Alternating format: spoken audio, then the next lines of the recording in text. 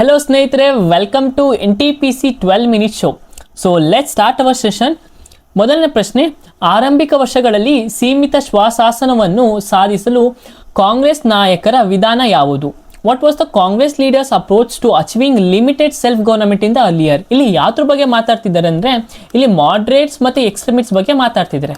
ಓಕೆನಾ. ಈಗ ಮಾಡ್ರೇಟ್ಸ್ ಏನು ಮಾಡ್ತಿದ್ರು, ಅವರು ಯಾವುದೇ ಥರ ರೆವಲ್ಯೂಷನರಿ ಆಕ್ಟಿವಿಟೀಸ್ ಮಾಡ್ತಿರ್ಲಿಲ್ಲ, ವೈಲೆಂಟ್ ಪ್ರೊಟೆಸ್ಟ್ ಮಾಡ್ತಿರ್ಲಿಲ್ಲ, ಸ್ಟ್ರೈಕ್ಸ್ ಆಗಿರೋ ಯಾವುದೋ ಇದು ಮಾಡ್ತಿರಲಿಲ್ಲ. ಅವ್ರು ಏನಾಗಿತ್ತು, ಡೈಲಾಗ್ ಕೊಡೋದಾಗಿರ್ಬೋದು, ಸ್ಪೀಚಸ್ ಆಗಿರ್ಬೋದು, ಪಿಟಿಷನ್ ಫೈಲ್ ಮಾಡೋದಾಗಿರ್ಬೋದು, ಇದಿಷ್ಟೇ ಅವರ ಕೆಲಸ. ಅಥವಾ ಅವ್ರು ಏನು ಅಂದರೆ ಆ ಥರದ ಮೇಲೆ ಅವ್ರು ಕಾನ್ಸಂಟ್ರೇಟ್ ಮಾಡ್ತಿದ್ರು. ಬಟ್ ಎಕ್ಸ್ಟ್ರೀಮಿಸ್ಟ್ಸ್ ಆಗಲ್ಲ, ಅವರು ವೈಲೆಂಟ್ ಆಕ್ಟಿವಿಟೀಸ್ ಮಾಡೋದಾಗಿರಲಿ, ಸ್ಟ್ರೈಕ್ ಮಾಡೋದಾಗಿರಲಿ, ವಾರ್ಸ್ ಮಾಡೋದಾಗಿರಲಿ ಬ್ರಿಟಿಷ್ ವಿರುದ್ಧ ಮಾಡ್ತಿದ್ರು. ಓಕೆನಾ. ಇವರು ಇಬ್ಬರು ಏನಾಗಿತ್ತು, ಇಂಡಿಪೆಂಡೆನ್ಸ್ಗೋಸ್ಕರನೇ. ಬಟ್ ಮಾಡ್ರೇಟ್ಸ್ ಅವ್ರದ್ದು ಏನಾಗಿದ್ರು, ಅಂದರೆ ಲಿಮಿಟೆಡ್ ಸೆಲ್ಫ್ ಗವರ್ನಮೆಂಟ್ ಅಥವಾ ಡೊಮಿನಿಯನ್ ಸ್ಟೇಟಸ್ಗೆ ಅವ್ರು ಜಾಸ್ತಿ ಆಸೆ ಪಡ್ತಿದ್ರು. ಬಟ್ ಇವ್ರಂಗಲ್ಲ, ನಮ್ಗೆ ಡೊಮಿನಿಯನ್ ಸ್ಟೇಟಸ್ ಬೇಡ, ನಮಗೆ ಡೈರೆಕ್ಟು ಪೂರ್ಣ ಸ್ವರಾಜ್ಯ ಬೇಕು ಅಂತ ಎಕ್ಸ್ಟ್ರೀಮಿಸ್ಟ್ಸ್ ಇದು ಮಾಡ್ತಿದ್ರು. ಓಕೆನಾ. ಸೊ ಇಲ್ಲಿ ಆನ್ಸರ್ ಯಾವುದಾಗಿರುತ್ತೆ, ಪೀಸ್ಫುಲ್ ಪಿಟಿಷನ್ನು ಇದರ ಆನ್ಸರ್ ಆಗಿರುತ್ತೆ. ಭಾರತದಲ್ಲಿ ಗಣಿ ಕಾಯ್ದೆ ಯಾವಾಗ ಜಾರಿಗೆ ತರಲಾಯಿತು?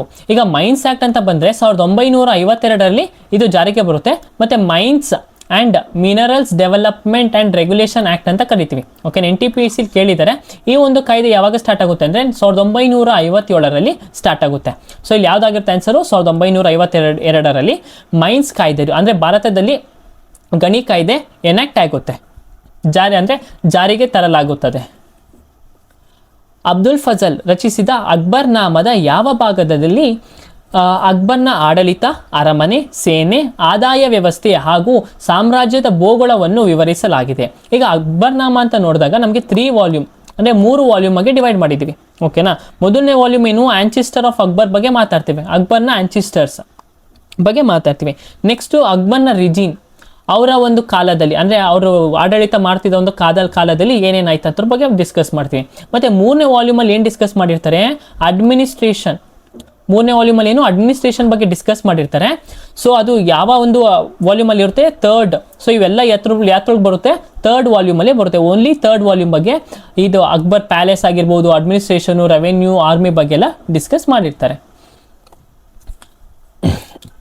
ನವದೆಹಲಿಯಲ್ಲಿ ವಿಶ್ವ ಪುಸ್ತಕ ಮೇಳ 2025ರಲ್ಲಿ ಬಿಡುಗಡೆಯಾದ the history and the stars of the world's greatest sporting event from Athens 1896 to Paris 2024 ಪುಸ್ತಕದ ಲೇಖಕರು ಯಾರು? ಇಲ್ಲಿ ಯಾತ್ರ ಬಗ್ಗೆ ಮಾತಾಡ್ತಿದ್ದಾರೆ, ಇದು ಒಲಿಂಪಿಕ್ಸ್ ಬಗ್ಗೆ ಇಲ್ಲಿ ಮಾತಾಡ್ತಿದ್ದಾರೆ. ಮತ್ತು ಈ ಒಂದು ಪುಸ್ತಕನ ಯಾರು ಬರೆದಿದ್ದಾರೆ ಅಂದರೆ ವಿಜಯಾನ್ ಬಾಲಾ. ಓಕೆನಾ, ವಿಜಯಾನ್ ಬಾಲಾ ಅಂತ ಅವರು ಬರೆದಿದ್ದಾರೆ. ಅವರೊಬ್ಬರು ಕ್ರಿಕೆಟ್ ಲಿಟ್ರೇಚರ್. ಓಕೆನಾ, ಕ್ರಿಕೆಟ್ ಲಿಟ್ರೇಚರ್ ಅಂದರೆ ಕ್ರಿಕೆಟ್ ಬಗ್ಗೆ ಜಾಸ್ತಿ ಬುಕ್ಸ್ನ ಬರೆದಿದ್ದಾರೆ. ಆಮೇಲೆ ಅಭಿನವ್ ಬಿಂದ್ರಾ ನೋಡೋದಾದರೆ ಇಲ್ಲಿ ಒಲಿಂಪಿಕ್ಸಲ್ಲಿ ನಮ್ಮ ಭಾರತ ಪರವಾಗಿ ಫಸ್ಟ್ ಗೋಲ್ಡ್ ಮೆಡಲ್ ತಗೊಬಂದರು. ಮತ್ತು ಇವ್ರು ಯಾವ ಸ್ಪೋರ್ಟ್ಸ್ಗೆ ರಿಲೇಟೆಡ್ ಕಮೆಂಟಲ್ಲಿ ತಿಳಿಸಿ. ಮಾನವ ಅಭಿವೃದ್ಧಿಯ ಜೀವನದಲ್ಲಿ ಸ್ವತಂತ್ರ, ಭದ್ರತೆ ಮತ್ತು ಗೌರವವನ್ನು ಒಳಗೊಂಡಿದೆ. ಮೊದಲ ಮಾನವ ಅಭಿವೃದ್ಧಿ ವರದಿ ಯಾವ ವರ್ಷದಲ್ಲಿ ಪ್ರಕಟಿಸಲಾಯಿತು? The first human development report was published in which year? Human development report publish ಆಗಿದೆ ಯಾವಾಗ? 1990ಯಲ್ಲಿ. ಓಕೆನಾ. ಯಾರ್ಯಾರು? ಪಾಕಿಸ್ತಾನ್ ಎಕನಾಮಿಸ್ಟು ಪ್ಲಸ್ ನಮ್ಮ ಇಂಡಿಯಾದ ಎಕನಾಮಿಸ್ಟು. ಇಂಡಿಯನ್ ಎಕನಾಮಿಸ್ಟ್ ಯಾರು? ಅಮರ್ತ್ಯ ಸೇನ್. ಪಾಕಿಸ್ತಾನ್ ಎಕನಾಮಿಸ್ಟ್ ಯಾರು? ಮಹಬುಲ್ ಹುಲ್ ಹಕ್ ಅಂತ ಕರಿತೇವೆ. ಇವರಿಬ್ರು ಸೇರಿ ಫಸ್ಟ್ ರಿಪೋರ್ಟ್ನ ಕೊಡ್ತಾರೆ. ಯಾವೊಂದು ವರ್ಷದಲ್ಲಿ? 1990ರಲ್ಲಿ. ತಮಿಳಿನ ನಂತರ 2025ರಲ್ಲಿ ಭಾರತ ಸರ್ಕಾರವು ಕೆಳಗಿನ ಯಾವ ಭಾಷೆಗೆ ಶಾಸ್ತ್ರೀಯ ಭಾಷೆಯ ಸ್ಥಾನಮಾನ ನೀಡಿತು? ಯಾವ ಭಾಷೆಗೆ ಕ್ಲಾಸಿಕಲ್ ಲ್ಯಾಂಗ್ವೇಜ್ ಸ್ಥಾನಮಾನ ನೀಡುತ್ತೆ ಅಂದರೆ ಫಸ್ಟ್ ತಮಿಳ್, ಆಮೇಲೆ ಸಂಸ್ಕೃತ ಬರುತ್ತೆ, ಆಮೇಲೆ ತೆಲುಗು ಬರುತ್ತೆ, ಆಮೇಲೆ ನಮ್ಮ ಕನ್ನಡ, ಮಲಯಾಳಂ, ಒಡಿಶಾ, ಇದಿಷ್ಟು ಇತ್ತು ಆರ್ಡರ್ ವೈಸು. ಅದಾದಮೇಲೆ 2024ರಲ್ಲಿ ಏನಾಗುತ್ತೆ, ಮರಾಠಿ, ಅಸ್ಸಾಮಿ, ಬೆಂಗಾಲಿ, ಪಾಲಿ, ಪ್ರಾಕೃತ್. ಓಕೆನಾ, ಇವಿಷ್ಟು ಮತ್ತೆ ನೆಕ್ಸ್ಟ್ 2024ರಲ್ಲಿ ಆ್ಯಡ್ ಮಾಡುತ್ತೆ. ಬಟ್ ತಮಿಳ್ ಆದಮೇಲೆ ಯಾವುದಕ್ಕೆ ಕ್ಲಾಸಿಕಲ್ ಲ್ಯಾಂಗ್ವೇಜ್ ಸ್ಟೇಟಸ್ ಕೊಡುತ್ತೆ ಅಂತಂದರೆ ಸಂಸ್ಕೃತ ಲ್ಯಾಂಗ್ವೇಜೇ ಕೊಡುತ್ತೆ. ಅಂದರೆ ತಮಿಳ್ ಅದಕ್ಕಿಂತ ಮುಂಚೆನೇ ಅಷ್ಟು ಸಂಸ್ಕೃತಗಿಂತ ಹಳೆಯ ಭಾಷೆ. ಮತ್ತು ತಮಿಳ್ ಲಿಟ್ರೇಚರು, ತಮಿಳ್ ಡೈನಾಸ್ಟಿ ಬಗ್ಗೆ NTPCಗಂತೂ ತುಂಬ ಇಷ್ಟವಾದ ಟಾಪಿಕ್ಕು. ಇಮಿಗ್ರೇಷನ್ ಮತ್ತು ವಿದೇಶ ಸಾಗರ ಬಿಲ್ 2025ರ ಕೆಳಗಿನ ಯಾವ ಕಾಯ್ದೆಯನ್ನು ರದ್ದುಪಡಿಸುತ್ತದೆ? The immigration and the foreigners bill 2025 repeals which of the following acts? ಯಾವ ಆ್ಯಕ್ಟ್ನ ರಿಪೀಲ್ ಮಾಡುತ್ತೆ ಅಂದರೆ the passport entry into India act 1920 ಆ್ಯಕ್ಟ್ನ ರಿಪೀಲ್ ಮಾಡಿ ಈಗ ಒಂದು ಹೊಸ ಲಾನ ತಂದಿದೆ. ಭಾರತದ ಮುಖ್ಯ ಚುನಾವಣಾ ಆಯುಕ್ತರ ಹುದ್ದೆಯ ಅವಧಿ ಮತ್ತು ಸ್ವತಂತ್ರದ ಕುರಿತು ಕೆಳಗಿನ ಯಾವ ಹೇಳಿಕೆ ಸರಿಯಾಗಿದೆ? ಅಂದರೆ they are talking about chief election commissioner. ಓಕೆನಾ, ಅವ್ರ ಟೆನ್ಯೂರು ಮತ್ತು ಅವ್ರ ಅವ್ರ ರಿಮೂವಲ್ ಪ್ರಾಸೆಸ್ ಬಗ್ಗೆ ಯಾವುದು ಕರೆಕ್ಟ್ ಆಗಿದೆ ಅಂತ ಕೇಳಿದ್ದಾರೆ. ಮೊದಲನೇ ನೋಡೋದಾದರೆ, ಮುಖ್ಯ ಚುನಾವಣಾ ಆಯುಕ್ತರನ್ನು ತೆಗೆದುಹಾಕಲು ಭಾರತದ ಮುಖ್ಯ ನ್ಯಾಯಮೂರ್ತಿಯ ಅನುಮೋದನೆ ಅಗತ್ಯವಿದೆ, ಆದರೆ ಸಂಸತ್ತಿನ ಅನುಮೋದನೆ ಅನಿವಾರ್ಯವಿಲ್ಲ. ಸಂಸತ್ತಿನ ಪಾರ್ಲಿಮೆಂಟ್ ಅನಿವಾರ್ಯ ಬೇಕೇ ಬೇಕು. ಓಕೆನಾ, ಸೊ ಈ ಆಪ್ಷನ್ ಏನಿರುತ್ತೆ ರಾಂಗ್ ಆಗಿರುತ್ತೆ. The chief election commission can only B removed like a supreme court judge by a 2/3 majority in the parliament. ಇದು ಕರೆಕ್ಟು. ಯಾಕಂದರೆ ಚೀಫ್ ಎಲೆಕ್ಷನ್ ಕಮಿಷನ್ ರಿಮೂವಲ್ ಹೇಗಿರುತ್ತೆ ಅಂದರೆ as of the same process of the supreme court judge. Okay, supreme court ನ್ಯಾಯಾಧೀಶರು ಇರ್ತಾರಲ್ಲ ಅದೇ ಥರನೇ ಇವ್ರದ್ದು ಒಂದು ರಿಮೂವಲ್ ಪ್ರೊಸೆಸ್ ಇರುತ್ತೆ. ಸೊ ಮತ್ತು ಅವ್ರದ್ದು ರಿಮೂವಲ್ ಅಂದರೆ ಏಜ್ ಅಂದರೆ ಟೆನ್ಯೂರ್ ಎಷ್ಟು ವರ್ಷ ಇರುತ್ತೆ ಅಂದರೆ 6 ವರ್ಷ ಇರುತ್ತೆ. ಇಲ್ಲ ಆಪ್ಷನಲ್ಲಿ 10 ವರ್ಷ ಅಂತ ಕೇಳಿದರೆ ಈ ಆಪ್ಷನ್ ರಾಂಗ್. 6 ವರ್ಷ ಇರುತ್ತೆ ಅಥವಾ 65 ವರ್ಷ, ಯಾವ್ದ್ರೊಳಗಿದು ಹೈಯೆಸ್ಟು. ಓಕೆನಾ, ಇದು ಯಾವ್ದ್ರೊಳಗೆ ಯಾವ್ದು ಬೇಗ ಆಗುತ್ತೆ ಅವ್ರ ಟೆನ್ಯೂರ್ ಅಲ್ಲಿಗೆ ಮುಗಿಯುತ್ತೆ. Which department has notified rules for the use of the radar equipment to measure vehicle spread under the legal metrology rules 2011. Legal metrology ನಿಯಮಗಳ 2011 ಅಡಿಯಲ್ಲಿ ವಾಹನಗಳ ವೇಗವನ್ನು ಅಳೆಯಲು ರಾಡರ್ ಸಾಧನಗಳ ಬಳಕೆ ಯಾವ ಇಲಾಖೆ ನಿಯಮಗಳನ್ನು ಪ್ರಕಟಿಸಿದೆ? ಇದು ಯಾವ ಇಲಾಖೆ ತಗೊಬಂದಿದೆ ಅಂದರೆ ಡಿಪಾರ್ಟ್ಮೆಂಟ್ ಆಫ್ ಕನ್ಸ್ಯೂಮರ್ ಅಫೇರ್ಸ್. ಯಾರು? ಡಿಪಾರ್ಟ್ಮೆಂಟ್ ಆಫ್ ಕನ್ಸ್ಯೂಮರ್ ಅಫೇರ್ಸ್ ಈ ಒಂದು ರೂಲ್ಸ್ನ ತಗೊಬಂದಿದೆ. ಹಿಮಾಚಲ್ ಪ್ರದೇಶದಲ್ಲಿ ಬಾಘಾ ಮತ್ತು ಚಂದ್ರ ನದಿಗಳ ಸೇರಿ ಚೆನಾಬ್ ನದಿಯನ್ನು ಯಾವ ಸ್ಥಳದಲ್ಲಿ ರಚಿಸುತ್ತವೆ ಅಂದರೆ Bagha and Chenab streams join at which place in the Himachal Pradesh forming the river Chenab. ಈಗ ಈ ಚೆನಾಬ್ ರಿವರ್ ನೋಡಿದ್ರೆ ಇದು 2 ರಿವರಿಂದ ಕೂಡಿರೋದು. ಒಂದು ಭಾಗ ಅಂತ ಕರಿತೀವಿ, ಇನ್ನೊಂದು ಚಂದ್ರ ಅಂತ ಕರಿತೀವಿ. ಓಕೆನಾ, ಚಂದ್ರ ಭಾಗ ಅಂತ ನಾವು ಟೋಟಲ್ ಆಗಿ ಕರಿತೀವಿ. ಈ 2 ರಿವರ್ ಒಟ್ಟಿಗೆ ಕೂಡಿ ಚೆನಾಬ್ ರಿವರ್ ಆಗುತ್ತೆ. ಆ ಪ್ರದೇಶ ಯಾವುದು, ಆ ರೀಜನ್ ಯಾವುದು ಅಂದರೆ ತಾಂಡಿ ಅಂತ ಒಂದು ರೀಜನು.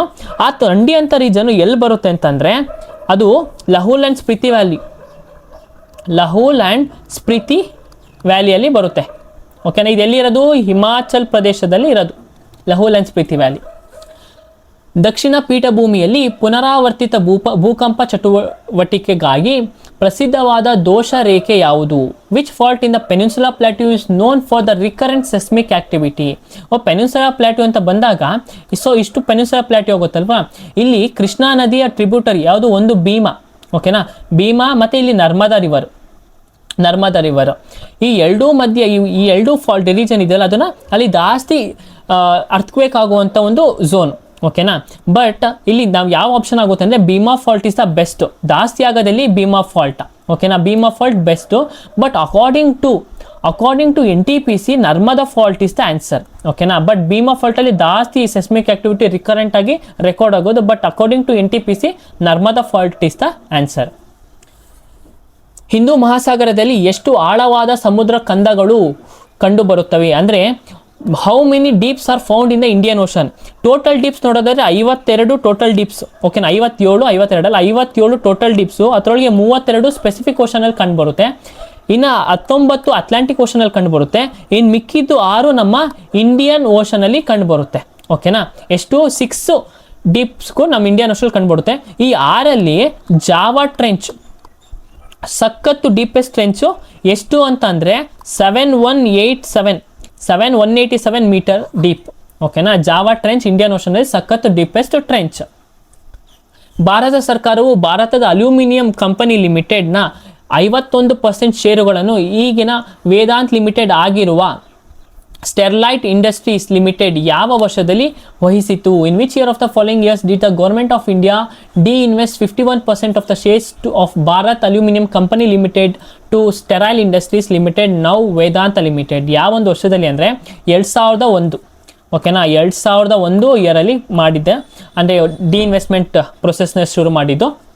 ನಮಗೆ ನೆನಪಿರಬೇಕು ಭಾರತದ ಕಂಪನಿ ಯಾವುದ್ಯಾವ್ದಿತ್ತು, ಭಾರತ ಮೇಜರ್ ನಮಗೆ ಸೆಂಟ್ರಲ್ ಗೌರ್ಮೆಂಟ್ ಯಾವುದ್ಯಾವ್ದಿದೆ ಇದು ಮಾಡ್ತಿದೆ, ONGC ಇರ್ಬೋದು, ಆ ಥರದ್ದೆಲ್ಲ ಮೇಜರ್ ಶೇರ್ಸ್ ಅದು ನಮಗೆ ಗೌರ್ಮೆಂಟ್ ಇದೆ. ಅದೇನಾದ್ರು ಮಾರಿದ್ರೆ ಯಾವ ವರ್ಷದಲ್ಲಿ ಮಾರ್ತು ಅದ್ರ ಬಗ್ಗೆ ಎಲ್ಲ ನಮಗೆ ಮಾಹಿತಿ ಇರಬೇಕು. ಗ್ರಾಮೀಣ ಭೂಹೀನ ಉದ್ಯೋಗ ಖಾತರಿ ಕಾರ್ಯಕ್ರಮ ಯಾವಾಗ ಪ್ರಾರಂಭವಾಯಿತು? When was the rural landless employment guarantee programme launched? ಯಾವಾಗ ಅಂದರೆ 6th 5-year ಪ್ಲ್ಯಾನಲ್ಲಿ.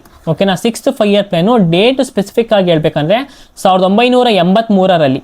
ಓಕೆನಾ, ಆಗಸ್ಟ್ 15, 1983ರಲ್ಲಿ ಈ ಒಂದು ಎಂಪ್ಲಾಯ್ಮೆಂಟ್ ಗ್ಯಾರಂಟಿ ಪ್ರೋಗ್ರಾಮ್ನ ಲಾಂಚ್ ಮಾಡ್ತಾರೆ. ಯಾರ ಒಂದು ಅವಧಿ ಅಂತ ಕೆಳಗಡೆ ಅಂದರೆ ಇಂದಿರಾ ಗಾಂಧಿ. ಓಕೆನಾ, ಇಂದಿರಾ ಗಾಂಧಿ ಅವಾಗ ಏನಾಗಿರ್ತಾರೆ? ಪ್ರೈಮ್ ಮಿನಿಸ್ಟರ್ ಆಗಿರ್ತಾರೆ. Which law is most frequently applied when calculating the electric field, particularly when high symmetry is present? ಈ ಒಂದು ಕ್ಯಾಲ್ಕುಲೇಷನ್, ಈ ಒಂದು ಎಲೆಕ್ಟ್ರಿಕ್ ಫೀಲ್ಡ್ ಇದ್ದಾಗ, ಎಲೆಕ್ಟ್ರಿಕ್ ಫೀಲ್ಡ್ ಕ್ಯಾಲ್ಕುಲೇಷನ್ ಮಾಡ್ಬೇಕಾದ್ರೆ ಯಾವಾಗ ಹೈ ಸಿಮಿಟ್ರಿ ಇದ್ದಾಗ ಯಾವುದೋ ಒಂದು ನಾವು ಲಾನ ಬಳಸ್ತೀವಿ ಅಂತಂದರೆ ಗಾಸ್ ಲಾನ ನಾವು ಬಳಸ್ತೀವಿ. Which disease is caused by the accumulation of lipids? Accumulation of lipids ಅಂತ ಬಂದಾಗ ನಮ್ಗೆ ನೆನಪಾಗೋದೇನು ಟೇ ಸ್ಯಾಕ್ಸ್ ಡಿಸೀಸ್ ಅಂತ ಬರುತ್ತೆ. ಓಕೆನಾ, ಅದನ್ನು ನೆನ್ಪಿಟ್ಕೋಬೇಕು. ಟೇ ಸ್ಯಾಕ್ಸ್ ಡಿಸೀಸ್ ಎಲ್ಲಿ? Brain cells due to the deficiency of inactivation of lipids digestion enzymes. So ಇಲ್ಲಿ ಯಾವ್ದು ಬರುತ್ತೆ? ಟೇ ಸ್ಯಾಕ್ಸ್ ಡಿಸೀಸ್ ಅಂತ ಕರಿತೀವಿ. ಬಟ್ ನಮ್ಗೆ ಆನ್ಸರ್ ಗೊತ್ತಿಲ್ಲ ಅಂದರೆ ನಾವು ಆಪ್ಷನ್ ಎಲಿಮಿನೇಟ್ ಮಾಡ್ಬೋದು. ಆಲ್ಝೈಮರ್ ಡಿಸೀಸ್ ಅಂದ್ರೇನು? ಅದೊಂದು ನ್ಯೂರೋಲಾಜಿಕಲ್ ಡಿಸಾರ್ಡರ್. ಓಕೆನಾ, ಒಂದು ನ್ಯೂರೋಲಾಜಿಕಲ್ ಡಿಸಾರ್ಡರ್, ಮೆಮೊರಿ ಲಾಸ್ ಆಗೋ ಸಾಧ್ಯತೆ ಇರುತ್ತೆ, ಮೆಮೊರಿ ಲಾಸ್. ಓಕೆನಾ, ಈಗ ಹಂಟಿಂಗ್ಟನ್ ಡಿಸೀಸ್ ಅಂದರೆ ಜೀನ್ಸಿಂದ ಬರುವಂಥ ಡಿಸೀಸಸ್ಸು. ಓಕೆನಾ, ನಮ್ಮ ಬ್ರೈನಲ್ಲಿ ಏನಾದ್ರು ಒಂದು ಡಿಸೀಸಸ್ ಬಂದರೆ ಅಥವಾ ಜೀನ್ಸಿಂದ ಏನಾದ್ರು ಅದು ಫಾಲೋ ಬಂದರೆ ಅದು ಹಂಟಿಂಗ್ಟನ್ಸ್ ಡಿಸೀಸ್ ಅಂತ ಕರಿತೀವಿ. ಈಗ ಪಾರ್ಕಿನ್ಸನ್ಸ್ ಡಿಸೀಸ್ ಅಂತಂದರೆ, ಪಾರ್ಕಿನ್ಸನ್ಸ್ ಡಿಸೀಸ್ ಒಂದು ನ್ಯೂರೋ ಡಿಜೆನರೇಟಿವ್ ಡಿಸೀಸು. ಓಕೆನಾ, ಯಾಕೆ ಆಗುತ್ತೆ ಅಂದರೆ ಲ್ಯಾಕ್ ಆಫ್ ಡೋಪಮೈನ್ ಏನಾದ್ರು ಜಾಸ್ತಿ ಪ್ರೊಡಕ್ಷನ್ ಆಗ್ತಿರ್ಲಿಲ್ಲ ಅಂದರೆ ಆ ಥರ ಒಂದು ಡಿಸೀಸ್ ಬರುತ್ತೆ. ಸೊ ಈ 3 ಎಲಿಮಿನೇಷನ್ ಮಾಡಿದ್ರು ಒಂದು ಆನ್ಸರ್ಗೆ ರೀಚ್ ಆಗ್ಬೋದು. ಸಾಹಿತ್ಯ ಅಕಾಡೆಮಿಯ ಪ್ರಶಸ್ತಿ 2026ರಲ್ಲಿ ಇಂಗ್ಲಿಷ್ ಭಾಷೆಗೆ ಪ್ರಶಸ್ತಿ ಪಡೆದವರು ಯಾರು? ಹೂ ರಿಸೀವ್ ದ ಸಾಹಿತ್ಯ ಅಕಾಡೆಮಿ ಅವಾರ್ಡ್ 2024 ಇಂಗ್ಲಿಷ್ ಲ್ಯಾಂಗ್ವೇಜ್? ಯಾರಂತಂದರೆ ನವತೆ ಸರ್ನಾ. ಇವ್ರ ಬುಕ್ಕು ಯಾವುದು ಮೆನ್ಷನ್ ಮಾಡಿ. ಓಕೆನಾ, ಯಾವ ಒಂದು ಬುಕ್ಕಿಗೆ ಇವ್ರಿಗೆ ಸಿಕ್ಕಿದೆ ಇಂಗ್ಲೀಷಲ್ಲಿ ಅದನ್ನು ಮೆನ್ಷನ್ ಮಾಡಿ ಕಮೆಂಟಲ್ಲಿ ನಾನು ನಿಮಗೆ ತಿಳಿಸ್ಕೊಟ್ಟಿದ್ದೀನಿ. ಹೂ ಆನ್ ದ ನೋಬಲ್ ಪ್ರೈಸ್ 2025 ಇನ್ ಲಿಟ್ರೇಚರಲ್ಲಿ ಯಾರು? ಲ್ಯಾಜ್ಲೋ ಅಂತ ಕರಿತೀವಿ. ಇಲ್ಲಿ B, option number B, ಲ್ಯಾಜ್ಲೋ. Which state government introduce the drone promotion and utilisation policy? ಯಾವ ಒಂದು ಸ್ಟೇಟ್ ಅಂತಂದರೆ ಮಧ್ಯಪ್ರದೇಶು ಈ ಒಂದು drone promotion and utilisation ಪಾಲಿಸಿನ ತಗೊಬಂದಿದೆ. Last question, what was the theme of the world bank land conference 2025? ವಿಶ್ವ bank ಭೂ ಸಮ್ಮೇಳನ 2020 ವಿಶೇಷವೇನು ಅಂದರೆ securing land tenure and Axis for climate actions moving from awareness. ಓಕೆನಾ, ಈ ಒಂದು ಥೀಮ್ ನಮ್ಗೆ ನೆನಪಿರಬೇಕು. ವರ್ಲ್ಡ್ ಬ್ಯಾಂಕ್ ರಿಪೋರ್ಟ್ಸು, ಕಾನ್ಫರೆನ್ಸಸ್ಸು, ಮೀಟಿಂಗ್ಸು ಎಲ್ಲದ್ರ ಬಗ್ಗೆ ನಮಗೆ ಮಾಹಿತಿ ಇರಬೇಕು. ಸೊ ಕಂಪ್ಲೀಟಾಗಿ ನಾವು ಒಂದು 12 ಮಿನಿಟ್ಸಲ್ಲಿ ಎಲ್ಲ ಥರದ ಒಂದು ಯಾವ ಕ್ವಶನ್ಸ್ ಕೇಳ್ಬೋದು NTPC ಮೇಜರ್ಲಿ NTPC ಥರ ನಾವು ಡೀಲ್ ಮಾಡಿದ್ದೀವಿ. So thank you everyone. ಇನ್ನೂ ಯಾರೋ ನಮ್ಮ ಚಾನಲ್ಗೆ ಸಬ್ಸ್ಕ್ರೈಬ್ ಮಾಡಿಲ್ಲ ದಯವಿಟ್ಟು ಸಬ್ಸ್ಕ್ರೈಬ್ ಆಗಿ. ಮತ್ತು ಈ ಒಂದು ಕ್ವಶನ್ ಪೇಪರ್ PDF ನಮ್ಮ ಟೆಲಿಗ್ರಾಮ್ ಚಾನಲ್ ಇರುತ್ತೆ, ಲಿಂಕ್ ಹಾಕಿರ್ತೀವಿ. ಟೆಲಿಗ್ರಾಮ್ಗೆ ಜಾಯ್ನ್ ಆಗಿ ಡೌನ್ಲೋಡ್ ಮಾಡ್ಕೋಬೋದು. ಕಂಟೆಂಟ್ ಚೆನ್ನಾಗಿದ್ರೆ, ನಿಮ್ಗೆ ಇಷ್ಟ ಆಗಿದ್ರೆ ಎಲ್ಲ ಒಂದು ಅಭ್ಯರ್ಥಿಗಳಿಗೂ ಶೇರ್ ಮಾಡಿ. So thank you everyone. Meet you in the next class.